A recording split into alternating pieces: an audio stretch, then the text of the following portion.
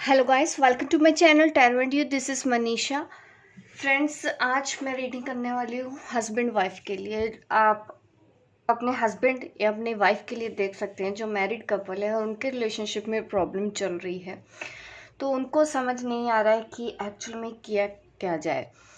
खुश भी नहीं है, रहा भी नहीं जा रहा, अलग भी नहीं हो सकते। एक तरह से आप परेशान हो चुके हैं अपनी मैरिड लाइफ के लिए। आपको कुछ क्लैरिटी नहीं मिल रही है कि आपको करना क्या चाहिए। ये उन कपल्स के लिए है जिनके रिलेशनशिप में प्रॉब्लम है। ऑलरेडी अगर आप कमिटेड रिलेशनशिप में हैं, एंगेज्ड हैं अपने पार्टनर के साथ, लेकिन फिर भी प्रॉब्लम फेस करनी पड़ रही है, आपको कुछ नहीं समझ में आ रहा है कि किस तरह से आप इस रिलेशन को ठीक कर सकते हैं, क्या आपको करना चाहिए। जो भी गाइडेंस आज मुझे इस रीडिंग में मिलेगी मैं आपको वो दूंगी।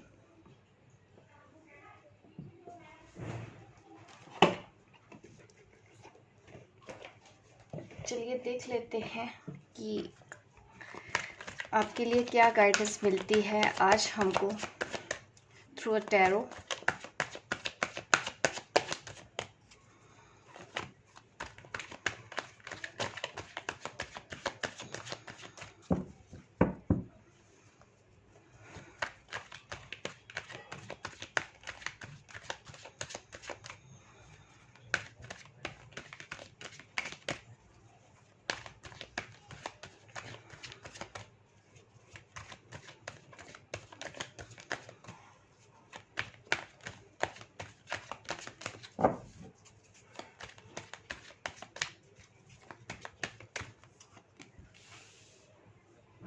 मैं देख पा रही हूँ काफ़ी साल पुराना आपका रिश्ता है, आपकी मैरिड लाइफ है। काफ़ी हार्डवर्क आपने किया है इस रिलेशन को चलाने के लिए, काफ़ी मेहनत तो की है आपने इस रिलेशनशिप के लिए। आपकी शादी को काफ़ी साल हो चुके हैं, 8-10 साल हो चुके हैं, उससे भी ज़्यादा का टाइम हो सकता है। काफ़ी सालों का टाइम है। आपके पार्टनर से शादी हुई है। आप में से मुझे लग रहा है कि ज़्यादातर लोगों ने तो लव मैरिज की है, लेकिन फिर भी आप दोनों के बीच में शायद बनती नहीं है या एक दूसरे के पॉइंट ऑफ व्यू को समझ नहीं पाते हैं। इसमें सिर्फ और सिर्फ कंफ्यूजन है। एक तो आप दोनों अलग अलग नेचर के हो, आप ये भी कह सकते हो डिफरेंट हो। एक ज़्यादा गुस्से वाला है और एक बहुत ज़्यादा आप कह सकते हैं कि ओवर केयरिंग है। ट्रांसपेरेंसी की अगर मैं बात करूँ तो आप दोनों के रिलेशन में ऐसा होना तो नहीं चाहिए था, लेकिन ये हुआ जो कुछ भी है कंफ्यूजन की वजह से। एक दूसरे को समझ के चलने की ज़रूरत थी यहाँ पे। कुछ गलतियाँ आपसे भी हुई हैं, कुछ गलतियाँ उनसे भी हुई हैं। एक अग्रेसिव नेचर का है और एक पीसफुल है। तो जिसको आप दोनों में से जिसको गुस्सा आता है वो ज़्यादा गुस्सा ही कर रहा है, जिसको शांत रहना है वो बहुत ज़्यादा ही शांत हो गया है। तो बैलेंस बना के रखने की ज़रूरत यहाँ पे थी। कुछ कंफ्यूजन की वजह से भी आप दोनों के बीच में प्रॉब्लम हुई है।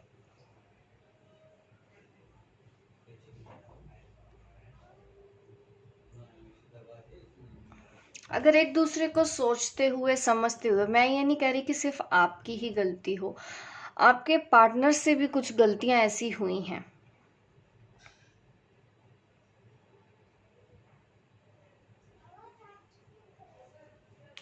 ऑब्स्टेकल्स तो मैं देख रही हूँ आप दोनों के बीच में हैं, कुछ फियर्स भी हैं, आपके अंदर भी फियर्स है। अब सिचुएशन ऐसी हो गई है कि प्यार तो आप लोगों के बीच में है, बट अंडरस्टैंडिंग की कमी है। यहाँ पे एक दूसरे को समझा नहीं गया। एक दूसरे से वो उम्मीद रखी है आप दोनों ने, आपने एक्सेप्ट नहीं किया। वो मतलब जैसे हैं आपने एक्सेप्ट कर लिया अपने हस्बैंड को, या आप वाइफ हैं तो आप जैसी वाइफ हैं उन्होंने एक्सेप्ट कर लिया। ऐसा नहीं है। कहीं ना कहीं आपकी एक्सपेक्टेशंस एक दूसरे से वो थी जो एक्चुअल में आप थे नहीं, आपके लिए करना पॉसिबल नहीं। सपोज फॉर एग्जांपल, आपके हस्बैंड जैसा नेचर है वैसे ही है, उसको एक्सेप्ट करना ज़रूरी था आपके लिए कहीं जगह, कि चलो ठीक है उनका नेचर ऐसा है तो ठीक है। काफ़ी आपने सेक्रीफाइस किए भी, लेकिन आपने एक्सपेक्टेशंस लगाना उनसे बंद नहीं किया। आपने वो एक्सपेक्टेशंस रखी जैसा उनका वो ऐसा नेचर ही नहीं है। आपसे गलती क्या हुई है कि वो जैसे हैं आपने उनको एक्सेप्ट नहीं किया। एक्चुअली में आप उनके ऊपर एक्सपेक्टेशंस लगा रहे थे और उनके लिए वो करना मुश्किल हो रहा है, क्योंकि उनका वैसा नेचर ही नहीं है जो आप उनसे उम्मीद लगा रहे हैं। उनका वैसा नेचर ही नहीं था। तो फ्रीडम तो उन्होंने भी दी होगी आपको। जैसे उन्होंने बोला कि ठीक है मैं ऐसे रह रहा हूँ, तुम भी ऐसे रहो, कोई नहीं। जैसे वो अग्रेसिव हैं, डिटैच होके रह रहे हैं, ज़्यादा उनको दिल पे नहीं लेते और आप है हर बात को दिल पे लेते हो।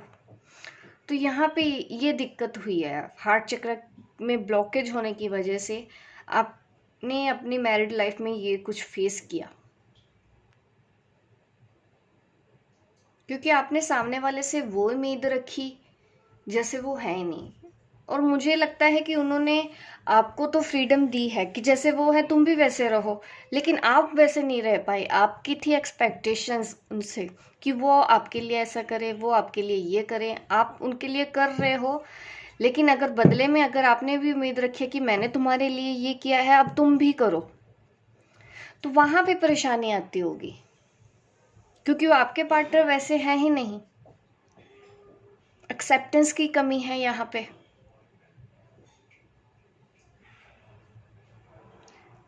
आपकी एक्सपेक्टेशंस ज़्यादा रही हैं या कम, ये तो आप मुझसे बेहतर ही समझ सकते हैं। इतने साल आपने उस पर्सन के साथ बिताए हैं, इसीलिए आप मेरी ये वीडियो अभी तक देख रहे हैं।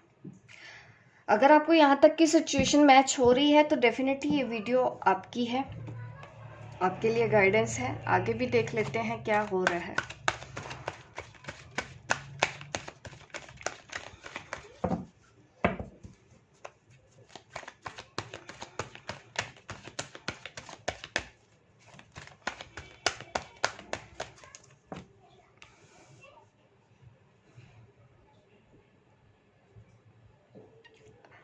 अभी की ये जो परेशानियां आप दोनों के बीच में चल भी रही हैं, इसमें न्यू बिगिनिंग की जा सकती है, इसको बेहतर बनाया जा सकता है।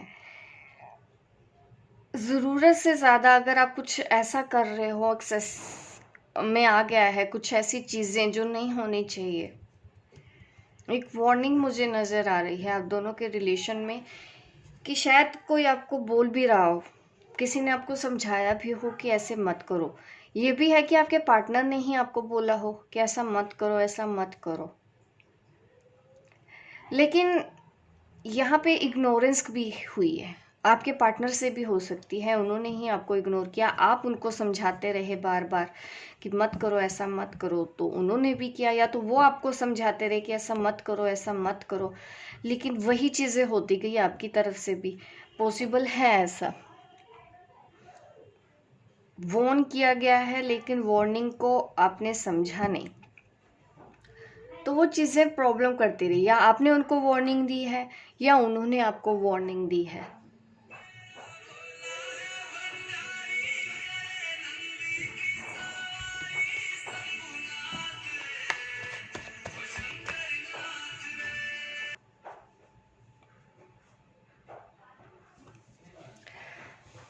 वार्निंग कौन सी है, मैं और चेक कर लेती हूँ आपके कार्ड्स।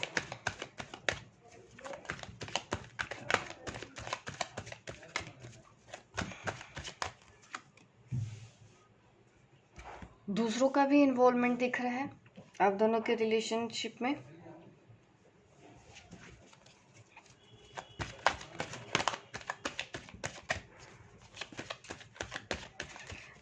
शायद आपके जो पार्टनर है आपकी ना सुन के किसी और की सुनते हैं ज़्यादा। आपकी फैमिली मेम्बर्स की ये आपकी शिकायत हो सकती है। वो मदर इन लॉ की सुनी जाती है या फादर इन लॉ की सुनी जाती है, आपकी तरफ ध्यान नहीं दिया जाता है। ये गलती तो हुई है आपके पार्टनर से। यस, थर्ड पार्टी इश्यूज है आप दोनों के बीच में, कंफ्यूजन की वजह ये भी है कि आप दोनों के बीच में कोई तीसरा भी है और उसका इन्फ्लुएंस ज़्यादा स्ट्रॉन्ग है, थर्ड पार्टी का, आप दोनों के रिलेशनशिप में। शायद आपने वही वार्निंग दी होगी, उनको समझाया होगा, बट उन्होंने समझी नहीं आपकी बात।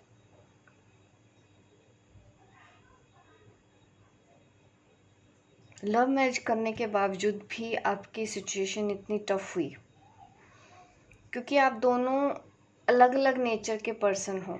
आपका पार्टनर का नेचर अलग है, आपका नेचर अलग था। कंपैटिबिलिटी नहीं बना पाए इस रिलेशनशिप में।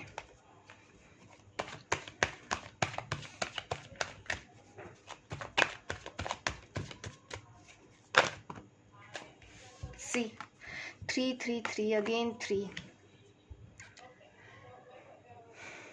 कोई मूवमेंट नहीं है आप दोनों की मैरिड लाइफ में। स्पार्क जिसको हम बोलते हैं ना, वो जैसे चार्म, वो रहा नहीं, वो ख़त्म हो गया हो शादी में। जैसे अब कुछ है ही नहीं, आपको तो यही लगता है कि सब ख़त्म हो गया। और ना ही आप ये रिलेशन तोड़ सकते हो, ना ही आप इस पर्सन के साथ आगे बढ़ना चाहते हो, क्योंकि होता है ना पानी सर से ऊपर हो जाना, वो चीज़ हुई आपके साथ।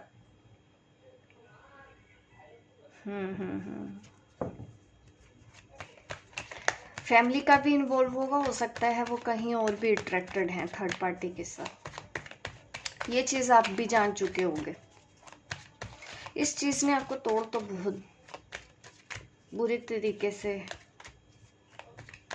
दिया है।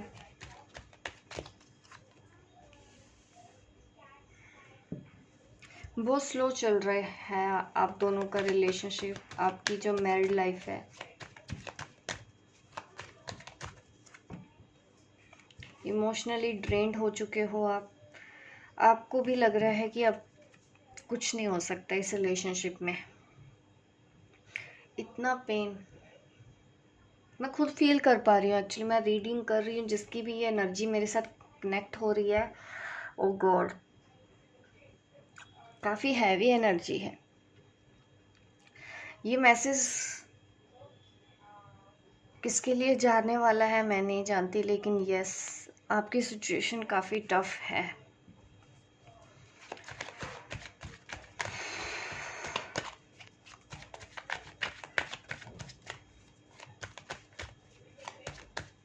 शायद आप रोते हो, किसी को कह नहीं पा रहे हो, घुटन हो रही है आपको, किसी से शेयर नहीं कर सकते, पार्टनर को समझा नहीं सकते, वो समझ नहीं रहे हैं। आपने समझाया है उनको, अपनी शादी बचाने की आपने कोशिश की है। ये रीडिंग कहीं और ही जा रही है एक्चुअली।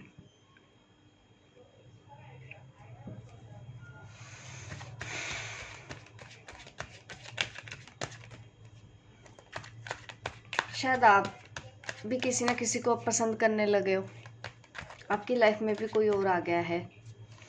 पॉसिबल है आपकी लाइफ में भी कोई हो रहा है, उनकी लाइफ में भी कोई हो रहा है, बट अब करें क्या। आपका शायद उस जो दूसरा पर्सन आपकी लाइफ में आया है, इस प्रॉब्लम की वजह से उनकी एज आपसे कम है।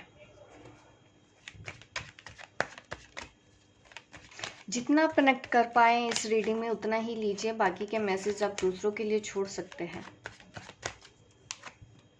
लेकिन ये रीडिंग हो वहीं रही है जहां मैसेज जाना चाहिए। ट्विन फ्लेम, सोलमेट, एक तरफ आपका सोलमेट, एक तरफ आपकी ट्विन फ्लेम, बीच में है थर्ड पार्टी। ये रीडिंग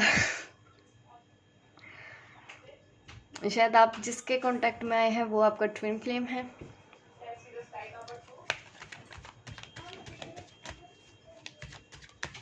बट मैं यहाँ पे रीडिंग कर रही थी मैरिड लाइफ के लिए, कि आप अपने पार्टनर के साथ अपनी मैरिड लाइफ कैसे अच्छी बना सकते हैं।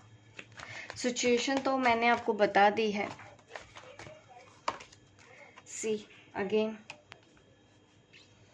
ट्विन फ्लेम से शादी करने का आपका इरादा है। यूनियन चाहते हो आप अपनी ट्विन फ्लेम से। आपकी लाइफ में भी कोई और या आपके पार्टनर की लाइफ में कोई और हो गया जो आपके हस्बैंड है। ऐसी सिचुएशन में आपको क्या करना चाहिए, हम ले लेते हैं गाइडेंस अब। ऐसी सिचुएशन में आपको क्या करना चाहिए।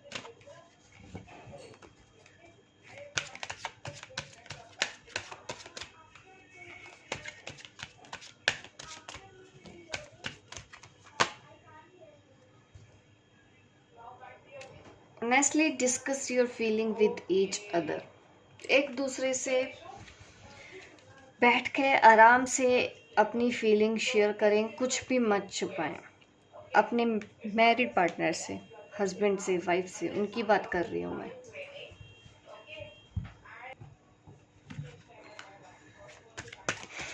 अपने हस्बैंड या वाइफ से खुल के बात कीजिए, ईमानदारी से।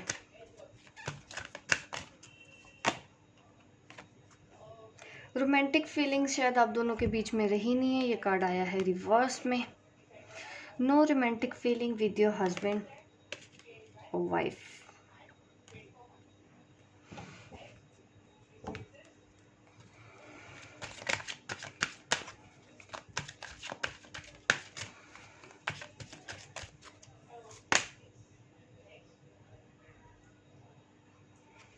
अट्रैक्शन आपको दूसरे पार्टनर के साथ है। एक के साथ कोई रोमांटिक फीलिंग नहीं है, एक दूसरे के साथ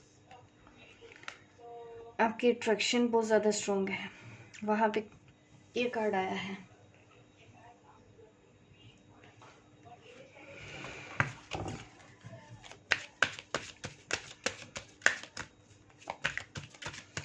क्या आप अपनी मैरिड लाइफ अभी भी बरकरार रख सकते हैं? देख लेती हूँ एक बार और क्या कहना चाहते हैं। आपकी मैरिड लाइफ के लिए क्या सजेशन है आपको एंजल्स की तरफ से? Divine timing. सरेंडर कर दीजिए अपनी सारी वरीज डिवाइन को, यूनिवर्स को। उन्होंने हैंडल की हुई है आपकी जर्नी। आप कुछ भी कर लो, कुछ नहीं कर सकते। जो लिखा है वो होके रहेगा। ट्विन के पास जाना है तो वो होगा, सोलमेट के साथ रहना है तो वो होगा। आपको सिर्फ और सिर्फ इंतज़ार करना है सही वक्त के आने का। आपकी लव लाइफ, जिसके साथ लव लाइफ है वहाँ पे, जिसके साथ प्यार है आपको, वहाँ पे चीज़ें ठीक होने के आसार दिख रहे हैं। ये मैं उन डिवाइन फेमिनिन्स की भी रीडिंग कर रही हूँ जो ट्विन फ्लेम जर्नी पे हैं, ऑलरेडी मैरिड हैं। ये उन लोगों के लिए ही है रीडिंग। यूनिवर्स की ओर से आपको क्या गाइडेंस है देख लेती हूँ। कमिटमेंट, शायद कमिटमेंट चाहते हैं आप किसी से, और आपको प्रेजेंट में रहने के लिए बोला जा रहा है। Don't run behind the future. Future के पीछे मत भागिए, प्रेजेंट में रहो। अपना प्रेजेंट मत खराब करो। पेशेंस रखनी पड़ेगी अभी भी। यूनिवर्स को सौंप दो अपनी सारी दुख, अपने सारी तकलीफ़ें, अपने सारे डाउट, अपने सारे फियर्स। क्यों होगा, कब होगा, कैसे होगा, सही है या गलत है, यूनिवर्स को डिसाइड करने दो आपके लिए क्या सही है क्या गलत है। अगर आपने सरेंडर ही कर दिया, अगर आपने सोच ही लिया कि नहीं अब जो होगा, अब आगे एंजल्स देखेंगे, आपके गाइड देखेंगे, वो आपके लिए रास्ता बनाएंगे। आपको क्या करना है, सिर्फ उस रास्ते पे चलते जाना है बिना कोई लॉजिक लगाए। लॉजिक माइंड से तो आप खुद कंफ्यूज हो जाओगे। लोग क्या बोलेंगे, दुनिया क्या बोलेगी, इनका क्या होगा, उनका क्या होगा, इसका क्या होगा, ये सब टेंशन आप लेना छोड़ दो। क्योंकि यहाँ पे अगर किसी ने जन्म लिया है तो वो सब अपना पहले से ही लिखवा के आ रहे हैं। सबको अपने कर्मा का ही मिलेगा। जो जिसका हक का होगा वो मिलेगा, जो जिसके हक का नहीं है वो छूट जाएगा, चाहे कुछ भी कर लो। ऊपर वाले के आगे किसी की नहीं चलती। एंजल मैसेज देख लेती हूँ आपके लिए क्या है।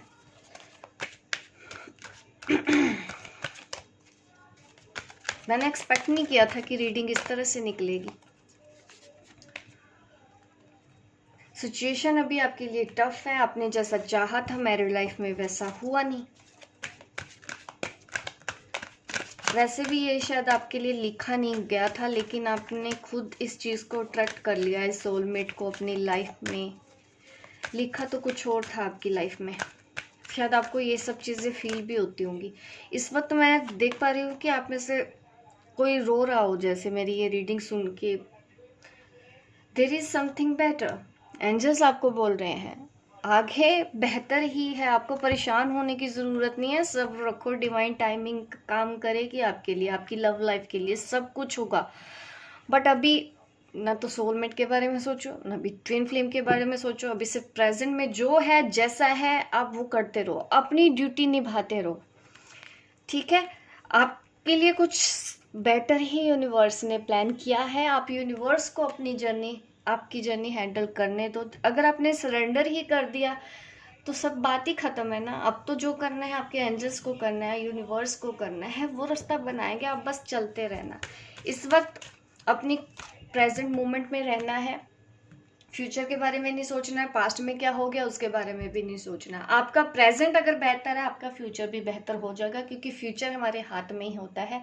हमको कैसे उसको बनाना है, फ्यूचर हम चेंज कर भी सकते हैं, ठीक है।